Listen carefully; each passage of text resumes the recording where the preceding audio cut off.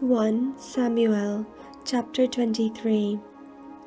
Now they told David, the Philistines are fighting against Keilah and are robbing the threshing floors.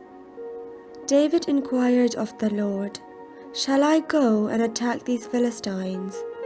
The Lord said to David, "Go and attack the Philistines and save Keilah." But David's men said to him, "Look, we are afraid here in Judah. How much more then if we go to Keilah against the armies of the Philistines?" Then David inquired of the Lord again. The Lord answered him, "Yes, go down to Keilah, for I will give you the Philistines into your hand." So David and his men went to Keilah, fought the Philistines, and brought away their livestock, and dealt them a heavy defeat. Thus David rescued the inhabitants of Keilah. When Abiathar, son of Ahimelech, fled to David at Keilah, he came down with an ephod in his hand. Now it was told Saul that David had come to Keilah, and Saul said, "God has given him into my hand, for he has shut himself in by entering a town that has gates and bars." Saul summoned all the people to war to go down to Keilah to besiege David and his men. When David learned that Saul was plotting evil against him, he said to the priest Abiathar, "Bring the ephod here." David said, "O Lord, the God of Israel, your servant has heard that Saul seeks to come to Keilah to destroy the city on my account. And now will Saul come down as your servant has heard. O Lord, the God of Israel, I beseech you, tell your servant." The Lord said, "He will come down." Then David said, "Will the men of Keilah surrender me and my men into the hand of Saul?" The Lord said, "They will surrender you." Then David and his men, who were about 600, set out and left Keilah. They wandered wherever they could. When Saul was told that David had escaped from Keilah, he gave up the expedition. David remained in the strongholds in the wilderness, in the hill country of the wilderness of Ziph. Saul sought him every day, but the Lord did not give him into his hand. David was in the wilderness of Ziph at Horesh when he learned that Saul had come out to seek his life.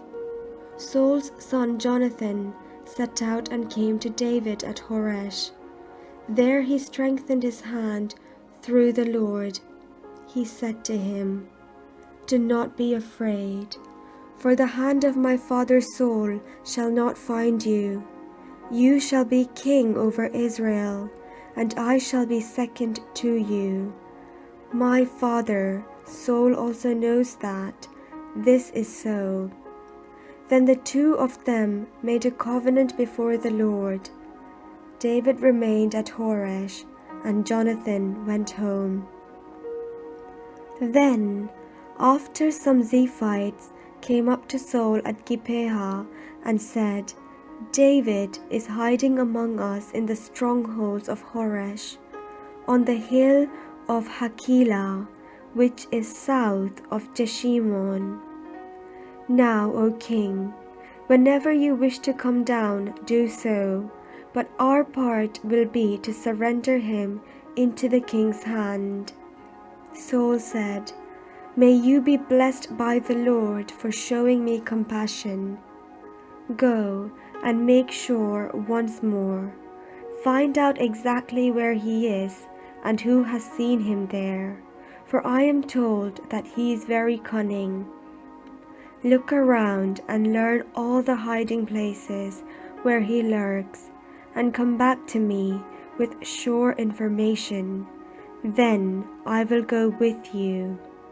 And if he is in the land, I will search him out among all the thousands of Judah. So that they set out and went to Ziph instead of Saul. David and his men were in the wilderness of Maon, in the Arabah to the south of Jeshimon. Saul and his men went to search for him. When David was told, he went down to the rock and stayed in the wilderness of Maon.